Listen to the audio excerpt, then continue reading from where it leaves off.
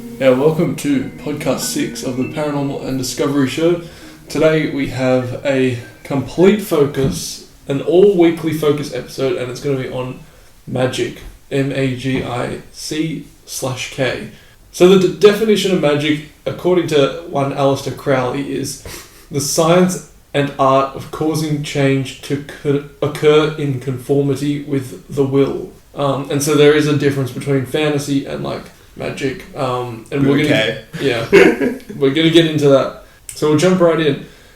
History. So the history of magic, it's been prevalent in Egyptian history and Greek history, like Greek mythology and stuff mentions it a lot. European paganism, like the Druids and Gnostics and stuff, there's lots of magic in those traditions. And in the Middle Ages, so 1000 AD to 1500 AD, magic was associated with witchcraft and the occult, and it was kind of given like a bad kind of connotation, and you'll get to some of that soon.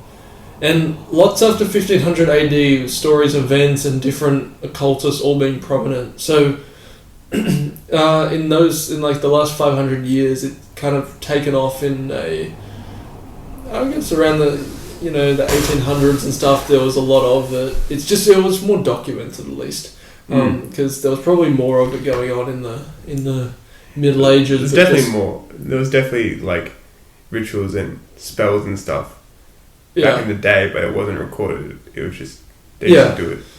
Yeah, and so there's more information available, even though gradually as we've gotten closer to the 21st century, it's seen as less of a legitimate practice. And it's very uncommon in the early 21st century, but it is making a resurgence due to the internet. So there are lots of people that are practicing magic or learning magic and occult stuff now who, wouldn't have 50 years ago, just because this stuff is so much more available on the internet now. Even 15 years ago. Definitely. Yeah, so a lot of these kind of things are making resurgences, which are interesting. So the idea of... Because when you first hear magic, the first thing that comes to your mind is spells, Harry Potter, Lord of the Rings, fantasy magic, turn you into a frog. Well, I think Harry Potter, or I think stage magic. Yeah, illusions and stuff like that. Yeah, card tricks. And the magic we're talking about is almost a transfer of energy. You're able to change something in the realm of possibilities. So I'm not able to turn someone into a frog. I'm able to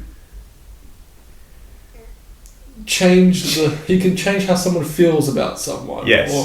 Or, in the realm of possibility. A really easy example to give is if a footy team of any kind is in the dressing room at half time and they're losing and they're all disgruntled, and then the coach gives them a motivational speech and then they're all passionate and then they go out and win the game. That is a form of magic because you've changed the energy to conform to your will. You wanted them to win, so you did stuff which changed their energy, which made them act differently. So it's a big difference between fantasy and magic and spells and stuff. It's more based in reality. And so this idea of magic with a K goes back to ancient ideology on magic, I guess. Yeah. And it's drawn in with the supernatural recently, but a lot of it's subjected to superstition. But the first beginnings of it started in Mesopotamia, where the idea of magic was to counteract evil omens, and they were defensive magic and stuff like that, prevent them from demons and negative energy and ghosts and evil sorcerers and stuff like that, right? It was to prevent evil things. So magic was a sense of good, almost. And that idea in those times, the same in pagan religions and Norse mythology, they'd have a seer, so you go and talk to them and they tell you your future and stuff, and it wasn't so negative. There weren't negative views about magic. It wasn't evil witches and witchcraft. It was alchemy and spells for good things, defend you against demons and stuff, and banishing kind of rituals and stuff. Yeah, exactly. And then it goes, and most ancient cultures and religions had a sense of this magic same as Egypt. They did massive amounts of rituals with their gods and stuff like that. Yeah. And it wasn't all just worshipping. It was a sense of transferring energy and trying to make something happen. Yeah. But the thing is, it turned from spiritual acceptance to negative views. So people kind of got a bad negative view about it, and decided it was all evil. Yeah. And there's just distinctive time in a timeline where around the Middle Ages, around the Renaissance era, around it's a bit after the Middle Ages. Well, it was a lot of religions didn't really like it, but obviously not everyone. Like we get this idea that in 1500 every European was Christian. It's just not true. Yeah. And so there were already a big faction of people that didn't like it, and then around the kind of Renaissance Enlightenment era, it was kind of branded as being, a bad thing, and it was attached to like Satanism and stuff. And in the Bible they said stuff against magic. Yeah. And stuff like that. Well, that's what I mean, Yeah. After that, and then around that time it got worse. So tell us about like the Salem Witch Trials and all that. So that's when the idea of magic turned into witches being evil and cult stuff. Not the occult, like satanic worship and like killing cults, children, sacrificing animals, all this stuff. And that was used back in there, but it was more for different purposes rather than just evil. It wasn't dark magic. It wasn't dark magic. So this idea of magic going dark was what they used to basically kill hundreds of women. Yeah, and they... So the Salem Witch Trials, which is... Everyone knows what the Salem Witch Trials, don't they? Surely. Yeah. So basically... Basically in the 1700s? 1500s? I think so. I think it's 1700s, yeah. Yeah. In colonial America, a bunch of women were accused of witchcraft. Most of them just didn't do anything. They said something out of tune or walked down the street the wrong way or something. Like people just needed someone to blame for things going wrong. So 30 women were executed. Oh no, 30 women were found guilty and 19 were executed. They were hung. Yeah. And it was all based on this idea of witchcraft. They were doing magic, they were evil, they were trying to possess the town or whatever, let's kill them all. They killed them all. And then that's when the idea of black cats started going bad as well, and all these connotations between magic, which before this time period was all like good things. It all went negative and it was all dark magic and all satanic and sacrificing and that kind of stuff. Yeah. Yeah. And then you also had the Brothers Grimm, which are like the famous fairy tales, like Hansel and Gretel. Yeah. What's the other one? Is Hansel and Gretel the one where they get eaten alive? For the witch? Yeah, that's what I'm talking about. Yeah, where they go into the woods like looking for sweets. Yeah, you're right. There are definitely other ones. I just can't think. Yeah, there's heaps of them. Yeah. Like on all those Grimm brothers stories are all massive negative connotations with witches and stuff.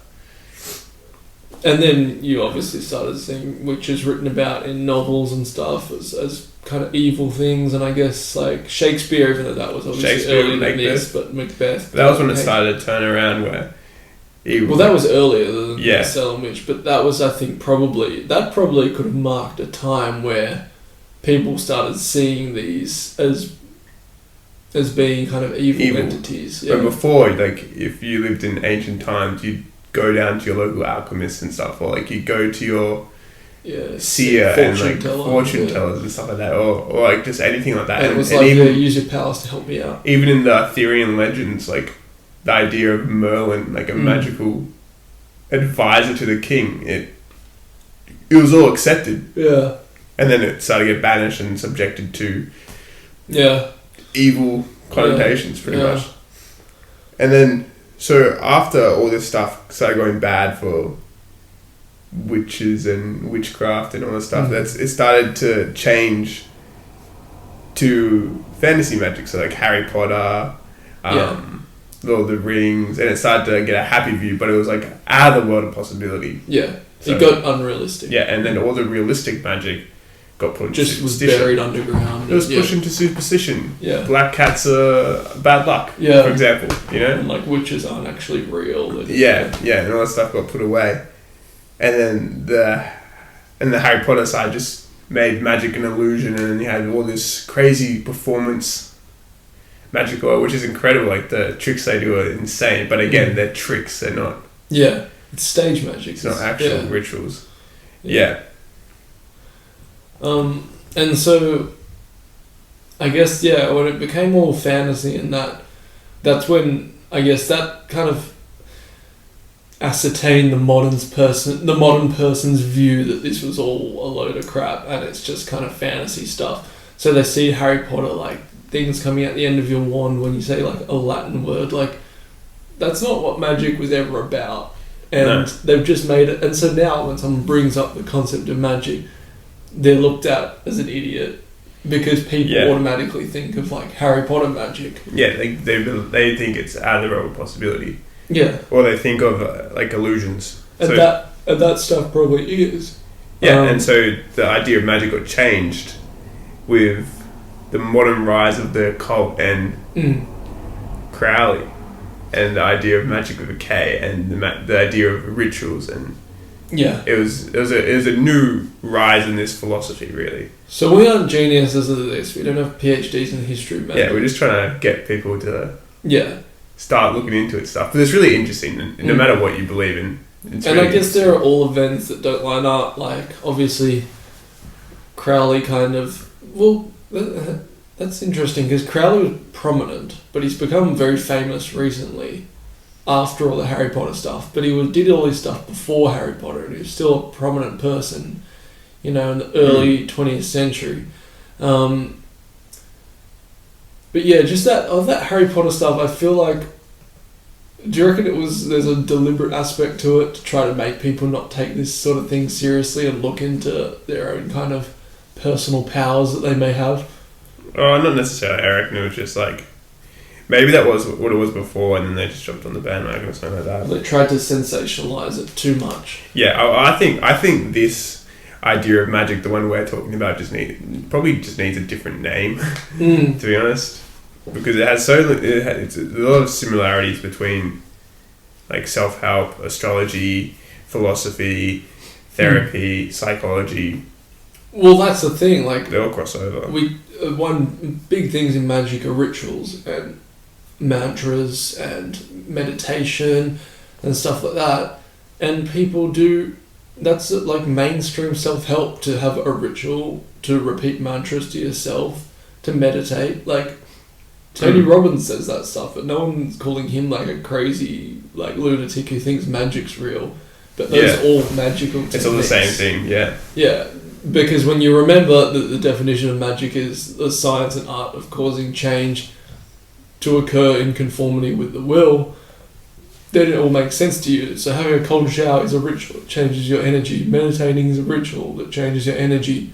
Repeating mantras to yourself, like, positive psychology, the law of attraction stuff, that is a magical technique. The thing is, people that don't actually study the occult magical aspects of it will end up doing these things to a much less effective extent than if they actually knew the whole magic behind it. Like sigils, for example, we can get into them, but they're like, basically, long story short, you make something which looks like it's an artistic kind of representation of your goals, and it gets implanted in your subconscious. And law of attraction stuff, when you look at a goal set, you look at your goals every day or something, where you've written them on your bedhead or whatever, that's kind of sigils, but it's not a great use of sigils. It's like a bad sigil. So it's not going to not work, but if you actually studied the more occult side of the magic, you'd probably find that you could do these techniques to a better extent. Yeah. That would actually be more effective. Also, quick side note, we're talking about the occult, we're not talking about a cult. We will talk about a cult, but we will also talk about occult. Yeah, and there's a difference between a cult and there are occult cults. Yes. Yeah. But so the occult in layman terms is it refers to... Alright, the term occult sciences was used... No, I won't say that. Well, it's basically hidden knowledge of the universe. Yeah. And so magic would be a field of the occult. So you've got the occult as the big overarching branch. The occult is a category into which varied beliefs and practices are placed if they are not considered religion or science. Okay, basically. Interesting. So it's beyond religion and science. It's another side of that.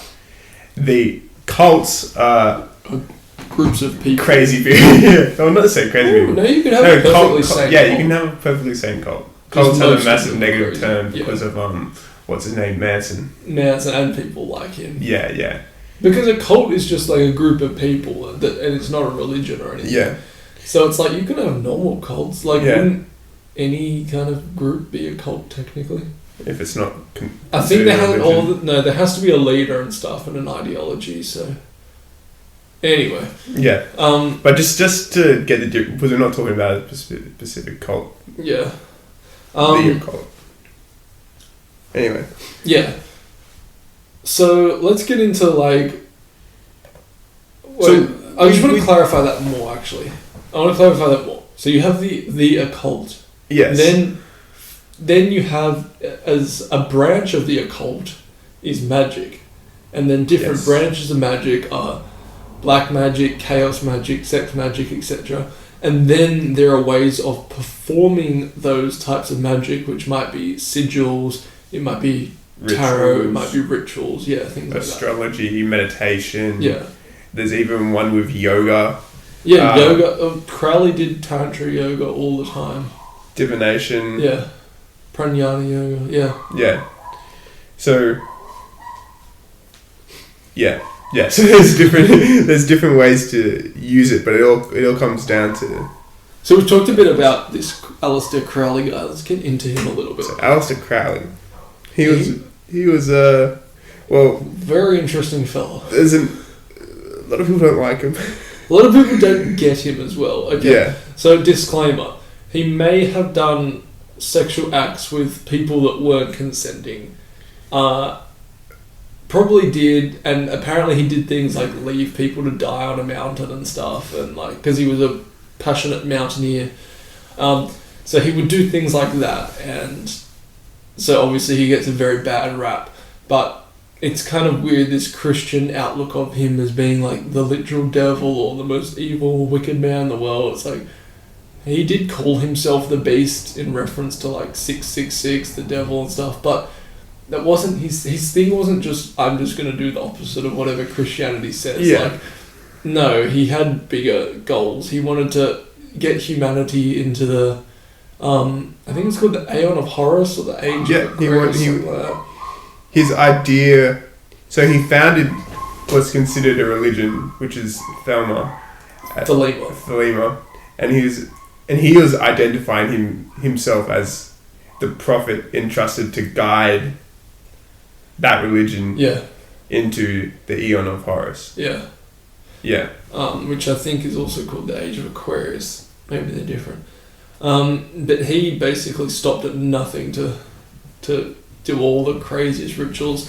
He would do things like only eat bread for 40 days, and just bread and water for 40 days, and he would do stuff like basically get girls, explicit language coming out, to jerk him off 20 times in a row or something, and until he passed out or something like that. Penis, bro.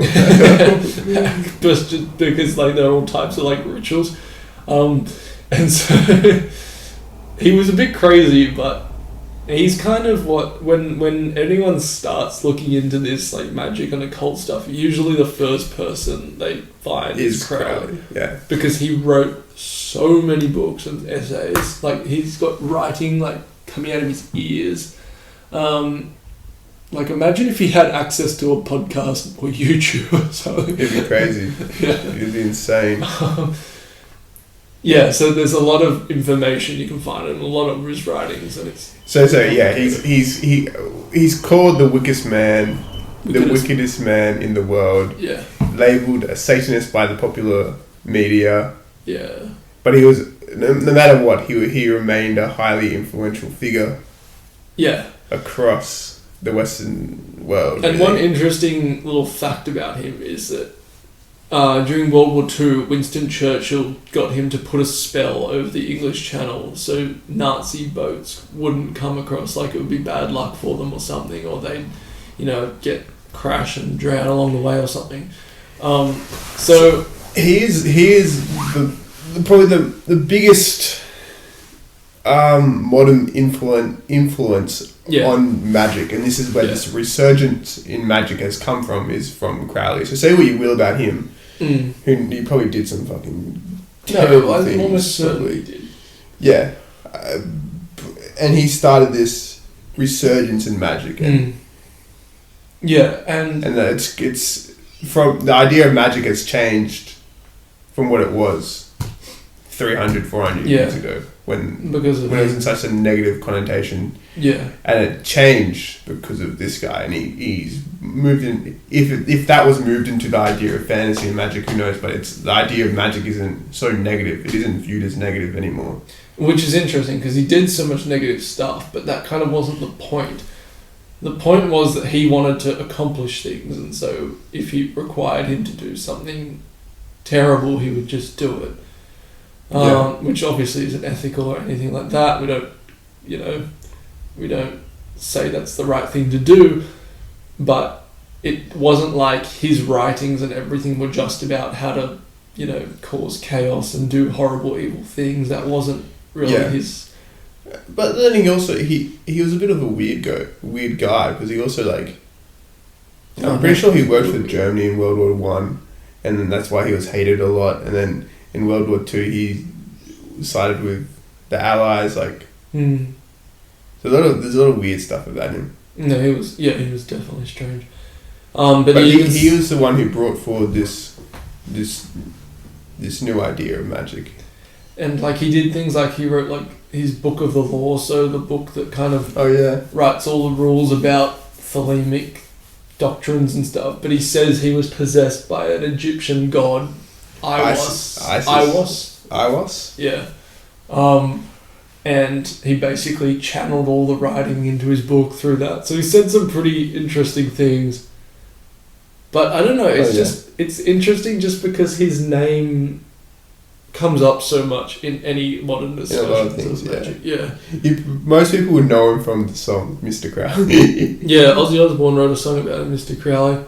Jimmy Page and Jim Morrison were obsessed with him. Jimmy Page was so obsessed with him, he bought his house. So on Loch Ness in Scotland, or Loch Ness, apparently that's how you pronounce it.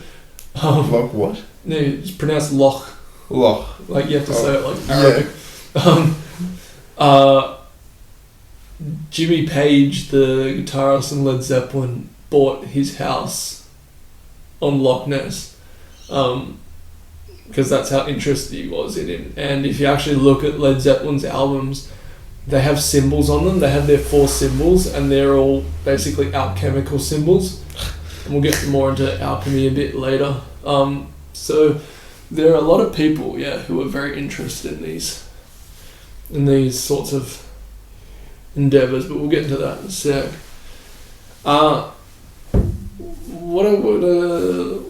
What would do is kind of just talk about.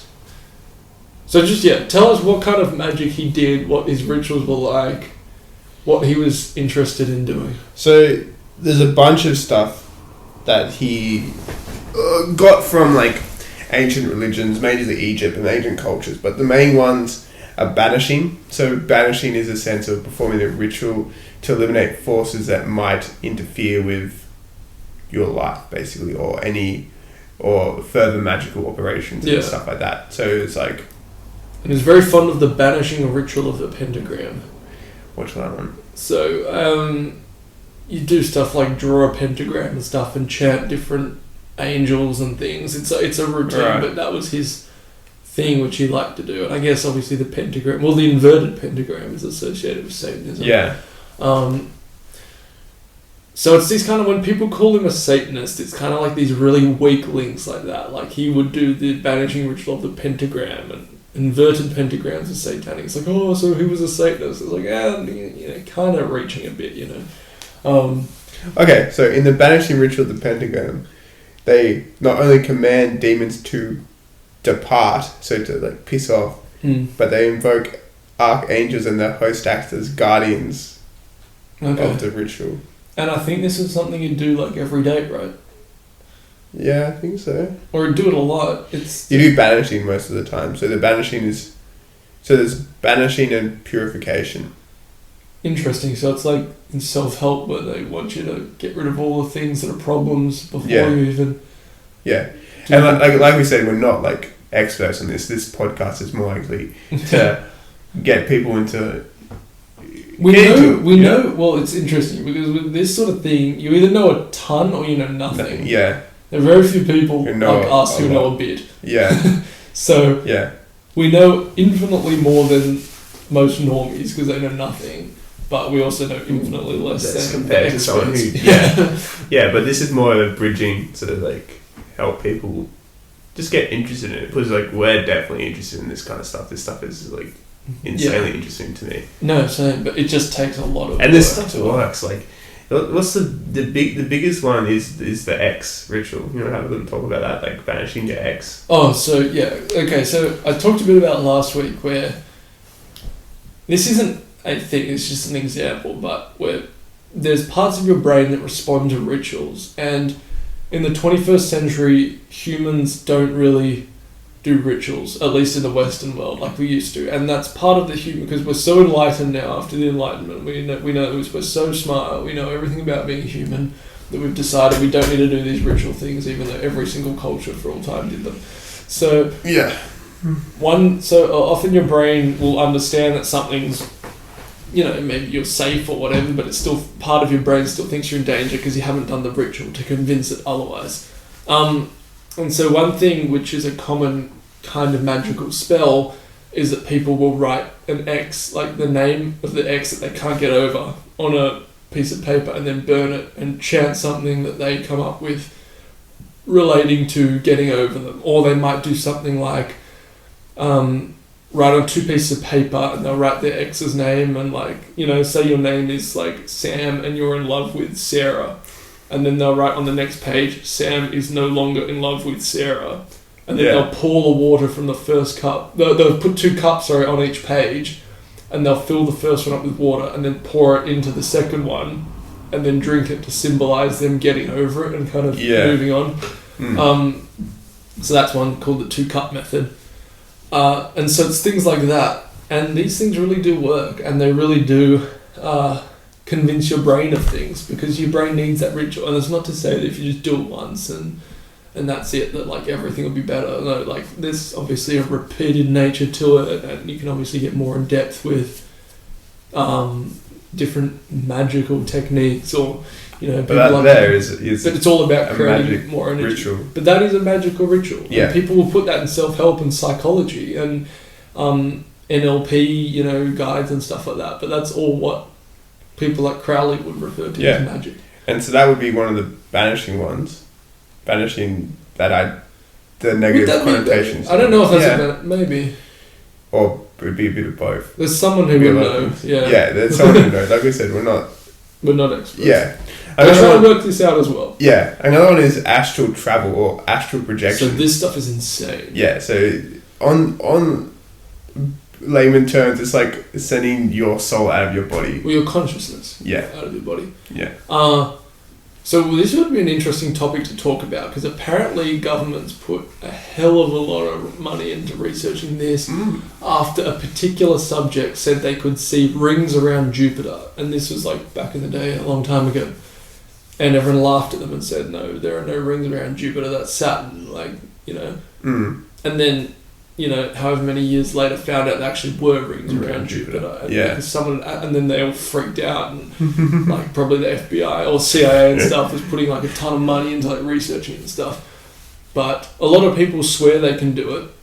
Well, so astral projection is people are quite confused about, but there's different types. There's astral body projection, that's sending your body out, that's sending your consciousness out of your body and you can piss off to wherever. Move around, but there's also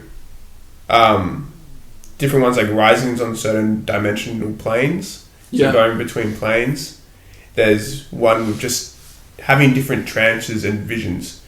So you can have hallucination, and you can be sober and have a hallucination. But oh well, that was crazy. That is astral projection. Yeah. Because your mind isn't in place where it should be. It's in a different dimension. Yeah. Yeah. So there's a lot of different methods behind it. So when people talk about trances and visions and stuff like that, that's also astral projection. So if you're having like a full crazy meditation, right, and you're like doing some crazy yoga poses, and you stop, and then normally sometimes at the end of the meditation you get crazy visuals. That is a form of astral projection. And another thing is like, I think it's called Soma Yoga, where you like basically do the Wim Hof method. If you don't know that, it's just like deep breathing and holding your breath and stuff. But some people do it for like 3 hours and they trip. Like DMT gets released in their brain and they see all this stuff, and it can happen even after.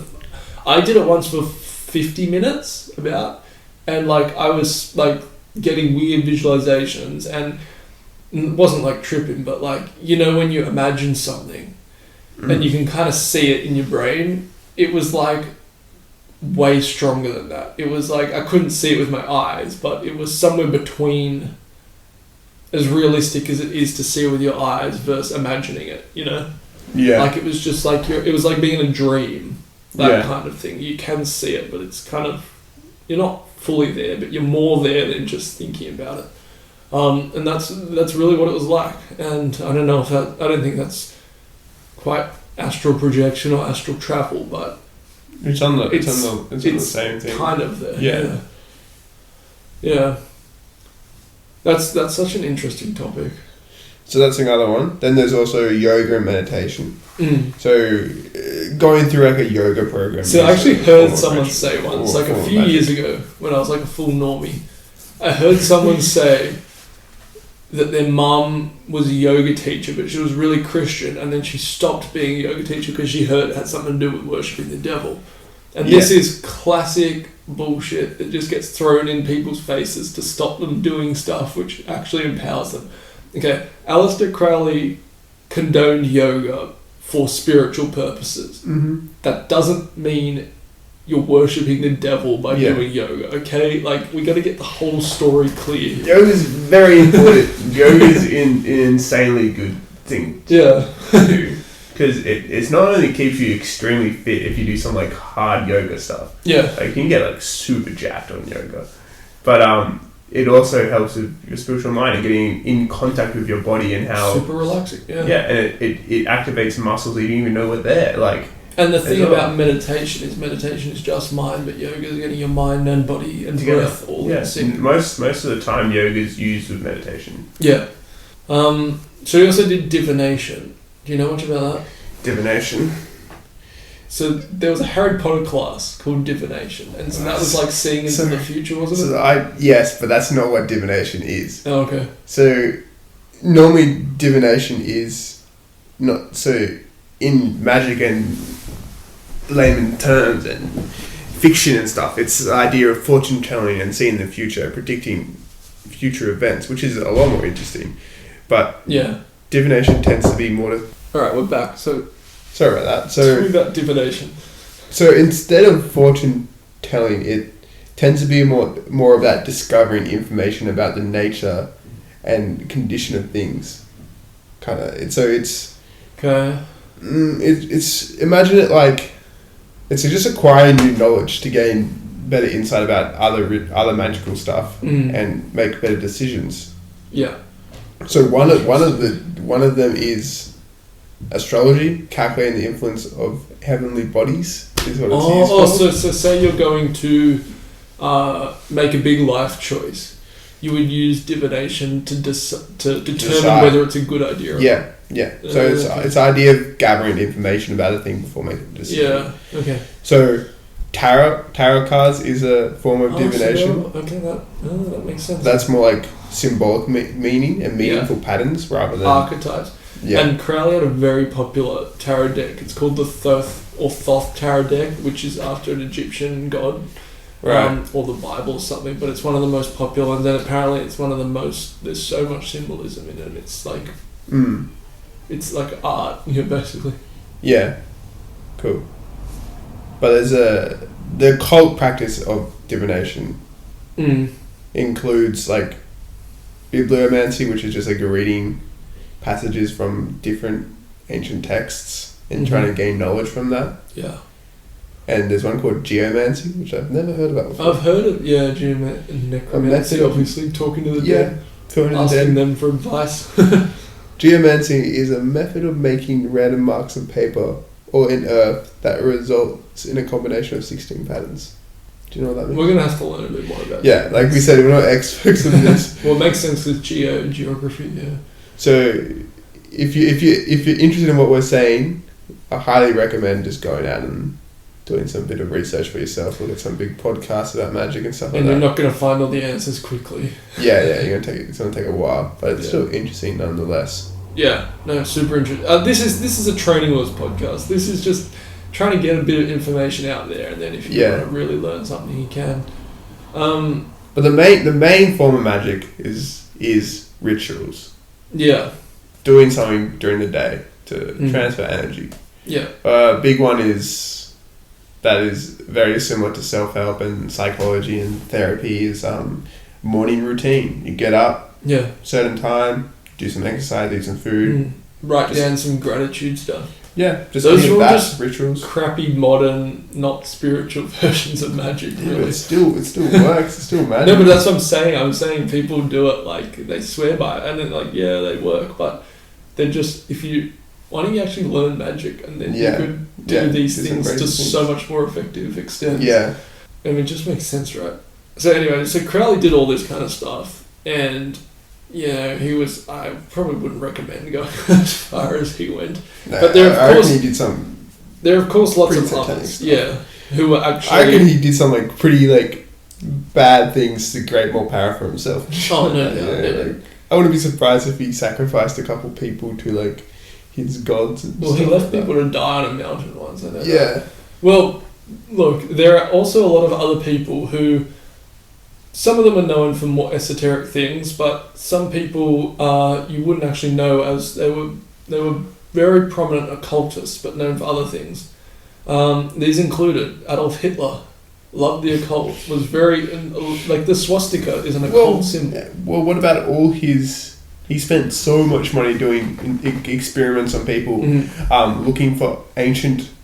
The texts, Holy Grail in Antarctica. Nazis in Antarctica. People don't talk about that. What about the what's it called?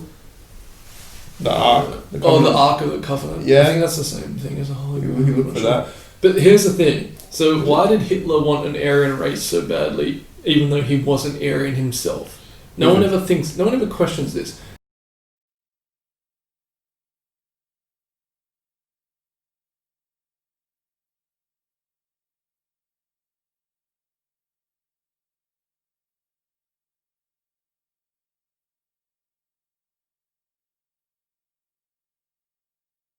So no one questions this because they don't teach that his whole idea of Aryan supremacy comes from an occultist called Madame Blavatsky, who basically said that Aryans was a superior race with certain like esoteric features to them, like they were more spiritually adept and everything like that, and so that's why he wanted to wipe it out. But they don't teach you these things for some reason. So Hitler was very much into the occult, like he wanted to find like the Holy Grail and all that sort of shit. Isaac Newton as well was a very prominent alchemist. They only teach you about gravity and stuff, but he spent a massive part of his life trying to find the Philosopher's Stone, like the Harry Potter book, which was basically something that would turn base metals into gold. And he might have done it, or he might have came so close that the British government actually banned all study of alchemy because they didn't want people to actually create gold and devalue gold. So you wonder why. So these might be kind of reasons why this subject is so censored and seen as so ridiculous. Albert Pike, who's been in the news Freemason. Well, he started the Freemasons in America at least, but he was also a leader of the Confederate Army. Jimmy Page, we mentioned him. obviously he loved the occult. Basically, any rock star probably loved it. Like Jim Morrison and David Bowie. There were a lot of... They studied this stuff. So there's a lot... People talk a lot about, like, occult stuff in music videos now. And, like, yeah, but I don't know how much these people actually know about it themselves. But back in the day, these people, you know, young, had a lot of money and were smart. Like, people like Jimmy Page and David Bowie and stuff were very intelligent people. And when you have a lot of money and time, and you're intelligent and artistic, you're going to probably research all this stuff. Another one, the famous L. Ron Hubbard. Yes, the creator of Scientology. Massive. Who knew Crowley quite well. Yeah. And Jack Parsons as well. There was kind of all this NASA stuff going on with them. And yeah, but Scientology. Well, Scientology is a cult. I reckon a lot of people in our day and age still follow the occult. They just don't realise a lot of them. Oh no, I mean like figureheads. But actively do it? Yeah. Yeah. Yeah, of course. Well, like I said at the beginning, these things are becoming so much more popular because of like the internet and stuff. Yeah, yeah. And I reckon there are heaps of people just following it because just like they don't realise they're following it, but they're still doing stuff that they're called. Well, a lot of people do tarot and things like that, but they don't kind of get that it's... Or they know that it's supposed to be, there's some kind of mechanism behind it. A lot of people do astrology. Yeah, everyone hates people who do astrology. Unfortunately, they read the stuff in the newspaper that is obviously just fake crap pulled out of people's ass. Yeah. But I remember... Reading your horoscopes and stuff like that, that's all astrology. Yeah. That's all sense of magic, guys. No, yeah, there's... I remember when I was a normie, I thought this was all like stupid. I remember a girl told me that one of her friend's mums went to a fortune teller kind of person. And so her friend had just broken up with her boyfriend. And her mum had gone to this fortune teller and never met her or anything. And she said, "Oh, your eldest daughter just broke up with her boyfriend the other day." And I was just like, wait, no, like, they knew each other or something. He's like, no, never met before, didn't know each other. That's like, pretty crazy. There's no way she just knew that. And like, yeah, she swears by it. And the girl telling me this thought it was stupid as well. Like, she didn't believe any of this stuff. Yeah. But she's like, I know, I just have no explanation for it. Like, I'm just like, my mind was straight up blown. And it was at that point where I realised, maybe I need to humble myself a bit and realise that doesn't mean all this stuff is necessarily true or exact sciences, but it's definitely interesting. There's something there that we're not exactly told about. Yeah, there's some sort of power there. Oh, yeah. You know? Yeah. Why do you think self-help tells you to do certain rituals every day? Well, rituals are obviously empowering, yeah. Mantras are very empowering. What about when they say write your goals on a piece of paper, stick it on your wall, seeing them. see it up every day, and just keep seeing that? That's a sense of magic. I mean, how many people bought the book The Secret or watched the movie, which is all about law of attraction, and that claims mystical things. That doesn't have a scientific, rational approach to this. So obviously, a lot of people are open to it. And this is a bit hypocritical, but as the old saying goes, a little bit of knowledge is a dangerous thing because you know a little bit, the Dunning-Kruger effect kicks in and you think you know a lot. And we are actively trying to learn this sort of stuff. Yeah, we don't know nearly anything. But there are people that know a lot less than us who will read the horoscopes in the newspaper and think that's real, and it's like, no, that probably is just a load of crap. Some guy just wrote it. Yeah. Yeah, that's his job. And I would encourage you, if you're one of those people, to actually dig a little bit deeper, and you might be very interested in what you find. Go listen to some podcasts about this. Go listen to a horoscope podcast. Read some books. Read some books. There are some people out there who know a hell of a lot. Yeah. Or just having the back of just be accepting. Really? Yeah. Be open-minded to it all. The occult, because the occult has a massive negative connotations to it all, but it's... And remember, like we said, magic is just part of the occult. Other things in the occult include, like, astrotheology and religions and pagan stuff and, all that sort of thing. But, we should do a podcast about the occult. Well, the occult is such a massive topic. We need Yeah. like 5 parts. Yeah. Maybe one day. Yeah, we'll get Yeah. around to it. Tell us if you want an occult podcast. Yeah. But that's probably it for your This is just trying to training wheels magic. This is trying to lay the seeds for anyone that's interested in it. And if you complete it's complete horseshit, that's alright as well. Yeah. Just don't dislike it. I I thought it was complete horseshit a couple of weeks ago, and then looking into it, you're like, whoa, this stuff is really cool. And then putting it in action, it's when you start putting these ideas into action. So doing certain things like rituals, you're like, oh, okay, there is something here. There is something is changing. Yeah. And that's what it's all about. Yeah. Like one of the biggest things is just, they say it all the time, is like, put positiveness out into the universe and you get positive things back. That's magic, man. Like, yeah, we were talking about earlier today. We were talking about this person we ran into a couple of times, and then we always talked positively about them, and we kept running into them. And more. Then we'd be like, wait, we ran into them as well, and like I ran into them the other day, and then and it was this same person. I won't say who it is, obviously, for their sake, but we just keep running into them. Yeah. And every time we run into them, we're like, oh my god, I just ran into them. Like, we message the other person, dude, like, what? How does this keep happening? And they don't live particularly close to us. Like, we know a lot of people that live way closer to us that we don't see at all. Not nearly as enough. Yeah. And so we kind of worked it out. Well, like, we talk positive about them all the time. Because they're really nice person. Yeah, and we haven't seen this person before last year. I haven't seen this person like 3 years, 4 years, in ages. And then I just saw them one time at a random mutual friends, and then I was like, oh, I just ran into this person. Like, oh, they're really cool. And then every single time we'd be like, oh, they're really cool. And then we just keep oh, so cool. Then you see them again. We have a feeling that it's like, we're putting some kind of energy out there.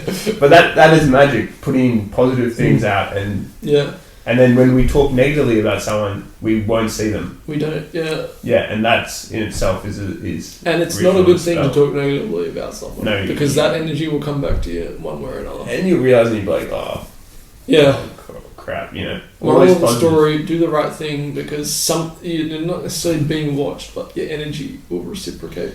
Yeah. But that's a whole nother tangent completely. Just get into it and do some rituals. Have some fun. Learn some basic rituals, Have a mantra. Mantras are cool, man. And don't do magic that's designed to hurt other people. Oh, do you want to talk about grounding stones? Do you talk about it? Okay, so here's a good idea. To start you off, seeing the seed for you guys. So if I gave you a $10... So here's an idea of energy and ritual and how it kind of... Or not ritual, but energy and how that changes things. So if I gave you a $10 pen, right? A $10 pen is going to be a pretty good pen, right? It's going to look nice, it'll write well. And if I tell you it's just from your local like office works or department store of some kind, you're going to be like, okay, $10 pen. Now if I tell you that $10 pen was used by... Who did we say? It was used by Paul McCartney to write a song, like a famous Beatles song. Like, let's say he used it to write something.